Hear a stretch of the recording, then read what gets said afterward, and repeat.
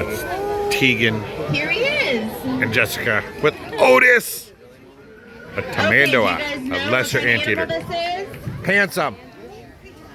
Yeah, you know that. An anteater. Yes, he is an anteater. So he is a lesser anteater. A distant cousin to the giant anteaters that we also have here at the zoo. So he is called a lesser anteater or a Tamandua. And these guys are found in South America. They can have northern and southern regions. Otis is one of 3 Tamanduas that we have here in Basecamp. In my opinion, he's the most handsome Tamandua that we have. So while we're out here, we'll talk about what makes him unique and some of the behaviors that you will see him do. So he is a very arboreal animal. That means tree dwelling. And he has some wonderful adaptations to help him navigate his environment in the trees. So if you watch his tail while he's moving around, you'll see him using his tail to grasp onto different branches. So his tail is called prehensile. Prehensile just means grasping, so he can use his tail like an extra limb. So it's the same thing as spider monkey tails, right? They have those tails that can be used like an extra appendage to help them grab onto branches. But he can also be found on the ground because, like I said, he is an anteater. There are termite mounds that are in trees, but also there's ants that live in the ground, right? So you can find him on the ground as well. However, that's where he would be potentially vulnerable to more predators, so they spend most of their time in the trees. Something else that you'll notice about him that's actually unique, not just to his species, but to Otis specifically here in Basecamp. So you guys see this marking right here? You see this nice V and this white stripe right here? So this black on him makes a V, and we call that vested. So these guys are vested. They're like little tuxedos. And now that vest, on him, it's all black. But the 2 other Tamanduas that we have here, Mani and Stella, Mani is actually his son. They are the blonde coloration of Tamanduas, so we lovingly call them our California Tamanduas. So they don't have this black vest. So it has kind of all of this light blonde hair. He's like, what are you doing to me? It has that overlaying all of that black hair, so you can't really see it. You can only see a little bit of the black on their shoulders, but they are mostly blonde. So that's just why I think Otis is like, the oh, you're my prettiest, buddy. because he has the most contrasting vest shape. Now, when Otis came here, he actually came here just to be part of our breeding population. So we do work with the Tamandua Species Survival Plan. You can see here's some good action. So this is exactly what he would do if he was out in his wild habitat. So he'd be finding termite mounds, he'd be finding ant hills, and they have a really long, sticky tongue. And they would be going up to branches and getting all the insects inside of that branch. And you can also see there was a really good usage of his tail right there. So you can see how he's kind of using it to feel around and anchor himself to those branches. So that's a really good view of that tail there. So you can probably see it looks like Jess was feeding him right there, and you could get a good look of his tongue. But their tongue is about 14 inches long, and it's really, really sticky. And that's what makes all of the ants and termites stick to it. That's also why we don't do a lot of hand feeding here, just because, well, there's several reasons, but one of those reasons is that it just makes your hands incredibly sticky because their saliva is very, very sticky. It's very difficult to wash off of dishes. It takes several washes with soap and some good scrubbing to get all of that off, but it serves the Tamandua as well. Now he's also, you can see him walking around and he's kind of following his nose. So you can see they have that really long nose up front and they have really big ears relative to their body size. So their eyesight is okay, but they're primarily going to be following their sense of smell. So they can smell incredibly well, and they can hear really well. And that's how they're going to be, primarily through the smell, is finding their food sources. Oh, there it is. But as I was saying earlier, Otis actually came here just to be part of our breeding population. But we've kind of combined our breeding program with our ambassador program here. So we found that Otis, through some husbandry training, was just a really good candidate for ambassador work, and we started doing ambassador work like this with him, and now he's one of our most seasoned ambassadors that we have here at Basecamp. Now he has been paired with other female Tamanduas here at the zoo, and Tamanduas are actually very, very hard to breed in managed care. It's just because they have really peculiar and specific needs for their nutrition and housing requirements, that they're just not an easy animal to breed in managed care. But we have produced one successful pup. His name is Mani. And you might have seen him. He's an ambassador as well. He comes out and does programs. But he is the only Tamandua that we've had born here in the most recent 20 or 30 years. So that's how difficult it is for breeding. But that's also why it's really important that we do participate in breeding and with this species survival plan so we can contribute to that conservation work, right?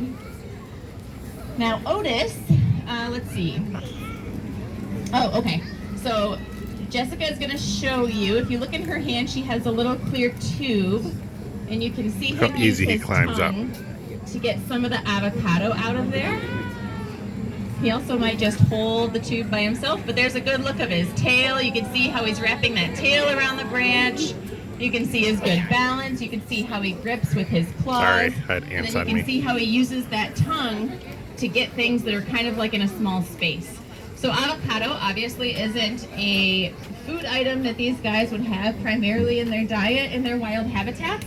We just found that for whatever reason, the Tamanduas here really, really like it. It could be that we're in California, I don't know. Maybe they're influenced, we don't know. They also really, really like vinegar. Just straight vinegar, white vinegar. Sounds really gross to us, but our best guess is that maybe the acidity from the vinegar is kind of similar to the acidity that they would get in ants. We did try giving these guys some ants. So right now, their diet here at the zoo is a special insectivore pellet and mealworms and waxworms. Waxworms are just a moth larva. That's what they get here at the zoo. We did try sourcing locally our own deadfall and rotting wood that had live ant colonies and termite colonies in it, because we thought, okay, that'll be really, really great for the Tamanduas. They can rip all of those logs apart. They can get to the ants and the termites inside. They're gonna love this. And the Tamanduas wanted nothing to do with it. So apparently, North American ants and termites taste very differently than South American ants and termites. I'm not much of an ant or a termite connoisseur, so I will leave it to the Tamanduas. But you guys will see here, so these guys can actually support their full body weight from their tail. Right now he's using mostly his feet to grip onto that branch, and he's also just hanging nice and awkwardly upside down.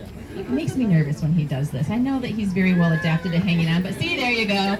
So his feet can rotate about 180 degrees, and he uses that, and he uses his tail as an anchor, and he's able to support his full body weight from that tail.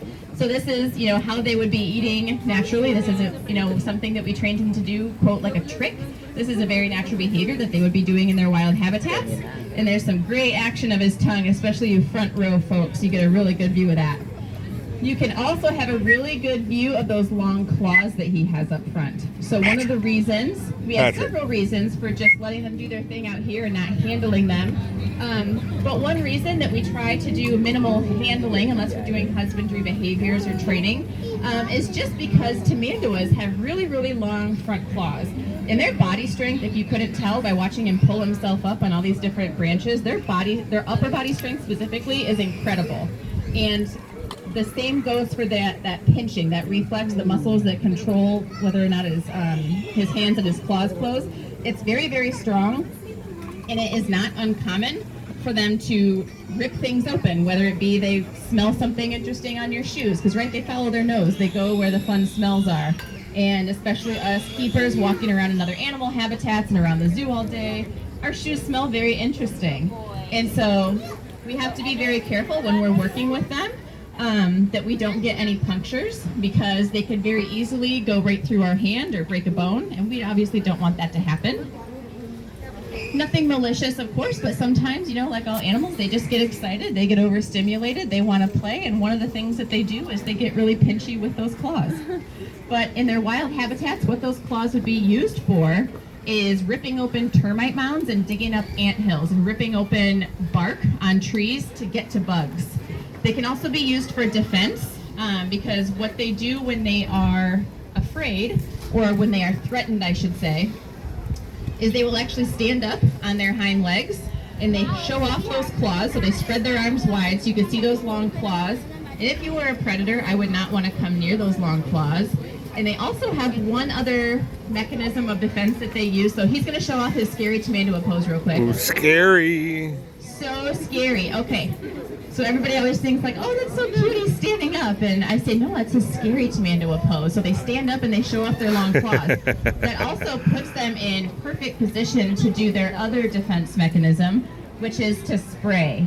So he's black and white. He is known as the stinker of the rainforest. And can you think of any animal that we might have here in North America that's black and white and really stinky? Skunks. Okay. Now, Otis isn't very particularly pungent today. Money is usually our more pungent Tamandua. But if you are standing in the front row and you've got kind of a whiff of a skunky smell, it's not me and Jessica, I'll tell you that. It's Otis. So these guys kind of have a skunky odor, and one of their defense mechanisms is to spray, just like a skunk. However, when a skunk sprays, they raise their tail, they spray backwards. So Tamanduas do the opposite. They raise up onto that scary Tamandua pose, and they spray forward. So you guys are all in the splash zone, by the way. He didn't want the worms. Luckily for us, he has never felt so Scary. threatened, but none of our Tamanduas have ever sprayed us. However, they all do kind of have that lovely Eau de Tamandua musk about them all of the time. And it's just one of the ways that they can ward off predators. They can kind of mark their territory. They can navigate through their environment. So animals rely a lot on scent to navigate their surroundings. He doesn't seem to want the mealworms. Now, Otis is a very nocturnal animal. So we have quite a few nocturnal species here in Basecamp. His most active hours are in the afternoon to late evening, so usually around 1 o'clock is where he kind of gets up for his day, and then he usually puts himself to bed at night around 10 p.m. So he's nocturnal. He does kind of have a more regular schedule, but whenever we're here and we're offering snacks or attention or new things to do, he's usually more than willing to come out. Does anybody have any questions about Tamanduas that I can answer? How old is he? He's about 15 now? Yeah. 15 now, yeah. So he's getting up there in age. His son is already 6 years old. No, 5 years old, which is crazy because I feel like it was just yesterday. Did you have a question? How long do they live for? They can live into their high teens. High teens, maybe early 20s. Mm-hmm. He's not eating that shit. Oh, okay. Go back. Okay, we might let him explore for a little bit, but it seems that he's done with his snacks for the day. And okay, he's just gonna, you know what, that's fine. If he wants to go back, Wildlife he can Explorers go back. Base Camp Something that we always presentation allow at our 1 wildlife o'clock, ambassadors San to Diego do, Zoo. To go back to their carrier Bye, and guys. control how long they are out during a session for. So, as you can see, we never force San our Diego animals Zoo. to do anything. Bye, We like guys. to give them the choice, and we like to give